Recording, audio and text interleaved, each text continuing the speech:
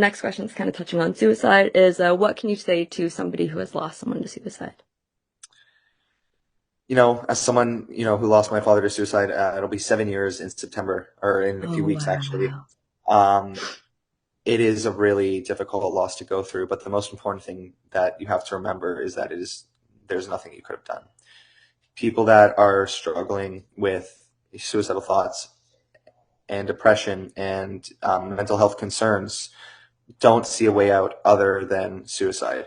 And through therapy and through coaches and people that I've constantly talked to, one thing I've realized is that when people are in the state of mind where they're unable to feel nothing but pain, they feel like the easiest way out is to take themselves out of this world. It is not your fault. You have not done anything wrong, and there's nothing you could have done. The best thing that you can do is just remember that, they fought as long as they could have, and you did everything you could.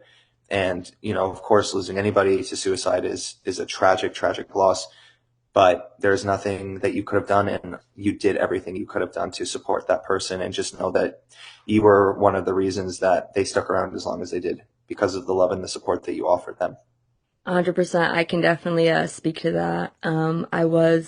I have bipolar disorder. I was diagnosed in 2021. I was manic for quite some time, and then I went into psychosis because it was left undiagnosed. And then that was actually not the scary part to at least me and my mom, because my mom spent more time with me, like every day. She was with me. She worked from home, so she saw every day. It was the depression that was the scariest part. For 10 months, you see how I'm like literally just able to talk to you right off the bat, and I'm like this? It would have been like this the whole time. Yeah.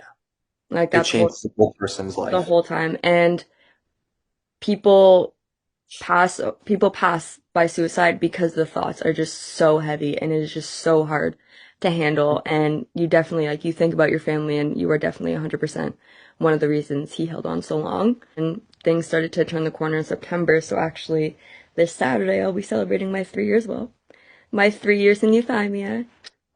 Oh, well, Yeah, congratulations. thank you so much. People, it's the that kind of like heaviness that is the reason people do it, and it's just you can't handle it anymore. And yeah, but there are reasons that you stick around, and definitely family and people who And are close to you stick around for. thank you for being so honest with me and open. And I'm Oh, of so course. glad and proud of you for Thank how you. far you've come. It Thank you is so truly much. such a difficult, difficult situation. And, myself personally, I've also struggled with depression. I have PTSD. I have severe anxiety. And so I Me too, completely, twin. Me too, twin. I completely understand how difficult it is to navigate those feelings, but you should be so proud of yourself Thank you for so how much. far you've come through your journey and come out the other side even stronger than when you started. And I think that's something that you should be proud of, and, be proud of your battle scars and be proud of what you've gone through, because it's made you into the person you are today. Thank And you. it's truly so inspiring. Thank you. Thank you so much. Yeah, I'm actually kind of glad that like that whole episode happened, because like I like not only will it put me on the right medication that I can like actually, and I can like that's like really good for me, and that's been keeping me like healthy. It taught me a lot more about people in like dire situations when it comes to mental health, like being in psychosis. And it's like now I can kind of connect myself and kind of see like actually being in psychosis and like seeing how that was, and kind of putting myself in other people's shoes, like people who are on the streets and who are kind of just like tweaking on the streets. And it's like people make fun of them because they're like, they look like they're just crazy. I'm like, no, there is so much else that is going on. All mental illness. And I can like advocate for that and say like, no, like it's not just hallucinations and delusions. Like it's a whole cognitive distortion. I can make a whole video on that alone. It And is. You're 100% right. Those people that are, struggling, especially those that are homeless and living on the streets, it is all in relation to a mental illness that they have not dealt with. And, I hate seeing people downtown that make fun of these people. A couple of years ago, I was downtown with a friend, and there was a homeless gentleman that was just sleeping, not doing anything wrong. And these two younger adults came and just started kicking him and just started harassing him. And I felt so bad. And I was not in the position to get physically involved. I did call the police, and these two gentlemen did get arrested and charged with assault. And I just remember going up to this individual sleeping on the street and said, "I'm so sorry that that happened to you. I'm so sorry." And all he wanted was to just sleep there in peace. It wasn't causing any issues. And it's very sad that these people are a target simply because of what they've gone through in life and, haven't yet dealt with it. And it's very, very sad to me that all of these people are judged and made fun of simply for their own struggles. And I think there needs to be more advocacy around, especially with the homeless population struggling with mental illness, because there's just so much discrimination against them, and it's very sad. Yeah. Well, I mean, first of all, the fact that you went up to him and said, "I'm so sorry," that probably did mean something, at least a little bit, because another big problem with that, like, makes it so hard and that really affects your mental health even more, is the isolation and loneliness. Like, it's Yeah. just, like, literally they're sitting on the street, people walking by, ignoring you, like, every day. And people being like, "I don't want to be associated with you." You literally sit down, people get up and move. Like, that has to be so hard. But also back on like it definitely like people on the streets, especially if there's drugs involved. I don't care if it's illicit, especially if there are drugs involved, it should be treated as a health issue. Yeah. And I can say this as somebody who has studied it, like intensely studied psychology and the brain.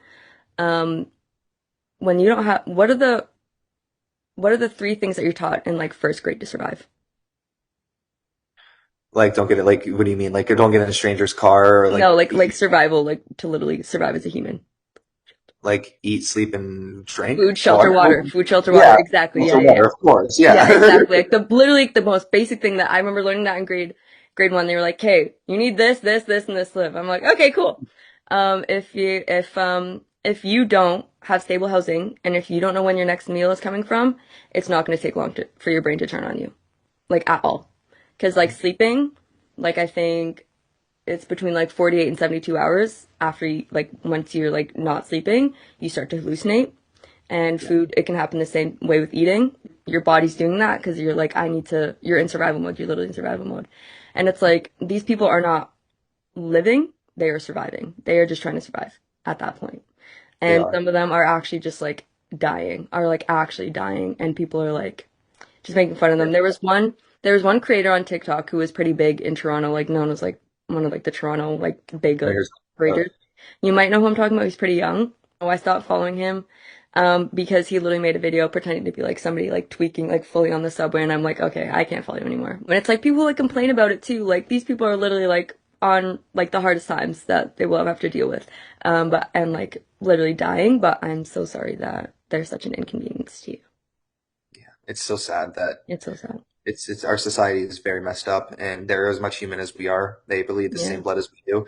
Just because they've been dealt some harder cards doesn't mean they should be treated any differently. And the way I look at life is, it doesn't matter where you're from, who you identify as, what your gender is, what your sexual orientation is, what your religion is, what your housing situation is. As long as you have a good heart, that's all that matters in this world. We are exactly. all human. We all bleed red blood, and we all have our own battles going on. And you don't need to make anyone else's life harder because everyone 100%. is fighting through something. 100%. 100%. 100%. Yeah. Well, we're here. We're trying to make it better. We're Exactly. like, yeah. It's not mental Exactly. illness that makes us crazy. It's the wanting to actually help people in this like system that we're like, wait, maybe I actually am insane. Yeah, Yeah, you get that? I do. I get it. Okay, Yep. good. Like I don't want to like offend anyone. I'm like, okay, No, maybe that's just me. Okay. So I guess kind of going into that, have you faced any barriers yourself when it comes to accessing mental health? I know there was like the wait time, but was there anything else that? yeah. So, I've always struggled with anxiety since I was a little kid. I started therapy when I was in like sixth grade. It's always been something I've dealt with. And then when my father passed, obviously my traumas and my mental health struggles, they grew. And I was diagnosed with PTSD, anxiety, depression, and it was very difficult for me to find support. I know I had mentioned in the past, like in the previous question, the wait times. That was the most difficult part, was finding supports that were available to me when I needed them. I remember I was on a wait list for almost a year to see a social worker.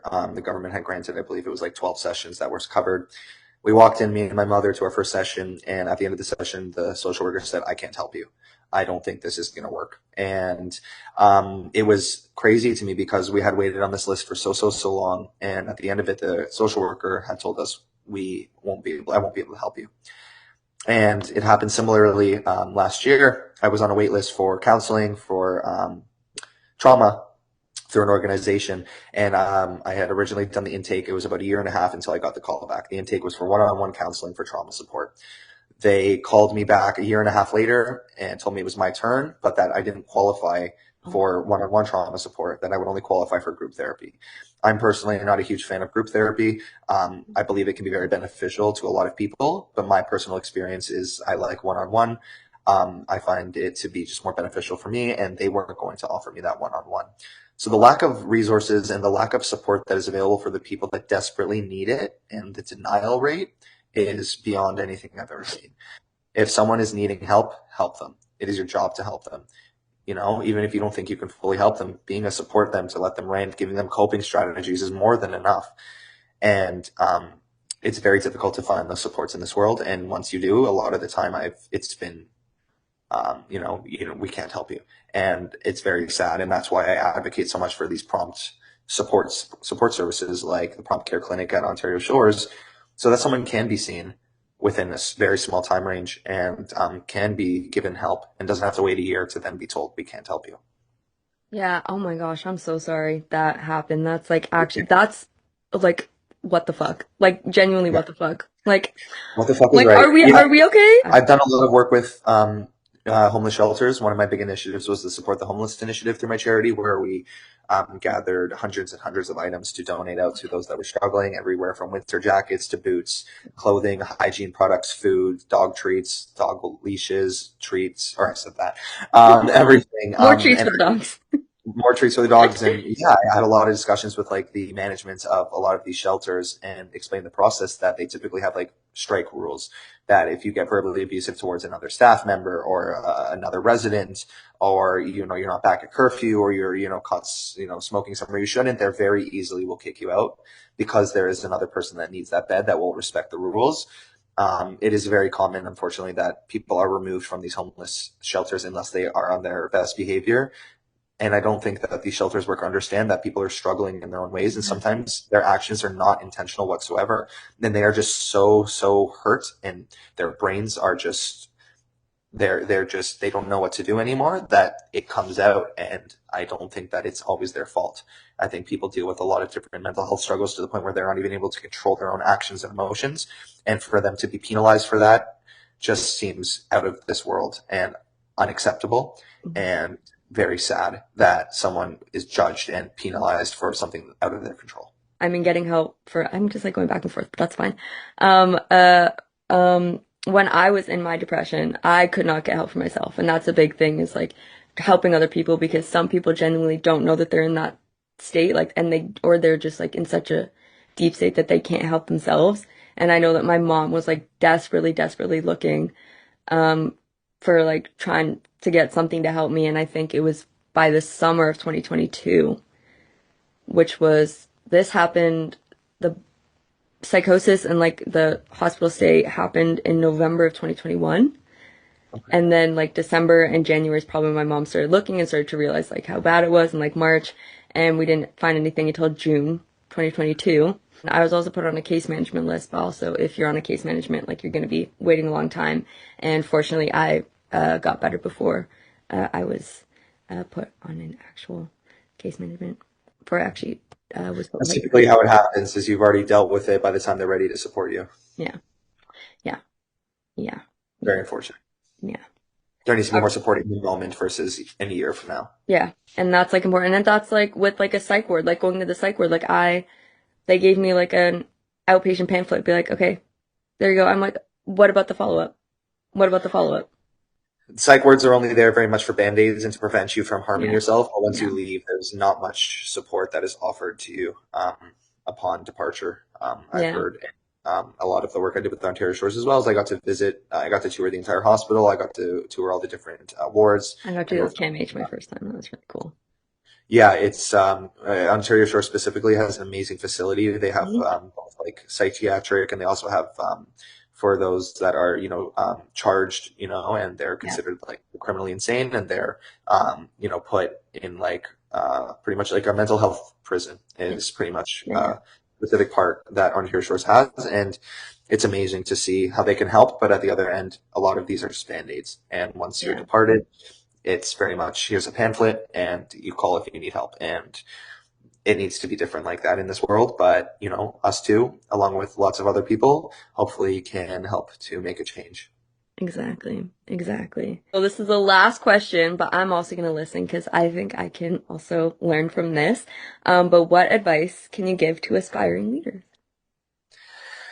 Get yourself out there. I think the most important part, obviously, is, advocating for what you believe in and starting anywhere from Instagram, TikTok, Facebook, just getting out there and sharing your story, sharing how you want to change the world is the best way to do it. Reach out to organizations that you could volunteer with. Ontario Shores, there's 360 Kids in Richmond Hill. There's CAMH, there's the Canadian Mental Health Association. There are so many different organizations that need volunteers. And I obviously had to get into this place somehow. And, by starting my charity fund, I was then given so many amazing opportunities to continue to grow. And I think the best way to do it is overall just, support and express your desire to help with as many people as you can and get your voice out there and show people that there are still advocates out in this world, and continue to share your voice and share your story and your beliefs with everyone, and let people know you're not alone, and just continue to inspire others with your own story, and truly just, speak. Don't stay silent. Just speak about what you believe in, and it will go from there. There we go. Awesome. Well, I think that was a good thing to say. I struggle reaching out to people like literally for the show. I don't know why. I will go on the subway and literally be like, "Hey, where are you coming from? Where are you going to?" And I'll just like make friends with people on the subway. And then when it comes to this, I'm like, "Do you want to come on my show?" Well, I'm really glad that I got to come onto the show. I'm sorry I'm it took so so glad long. to. Grateful that you gave me the opportunity to come on and speak Oh with my you, and gosh. hopefully we can reach so many people with Oh both my of our gosh. inspiring I stories. hope so. I hope so. I hope so. Yeah, we need to do more. We need to collab on something. I'm good. Absolutely. Well, thank you so much for coming on this show. Thank you This was for having me. lovely. Oh, it was amazing getting to chat with you. You Oh, were such an inspiration. Just thank please you. continue doing what you do and So were sharing your you. Oh my story. God. Okay, if you say I have to continue, then I'll continue. You have to continue sharing your Okay. story and inspiring everyone else around you. Okay, I will then. Thank you Awesome. so much, Oh my Peyton. God. No, thank you. Thank you so much. And I'll see you guys, hear you, listen to you. You can listen to me next time. Bye.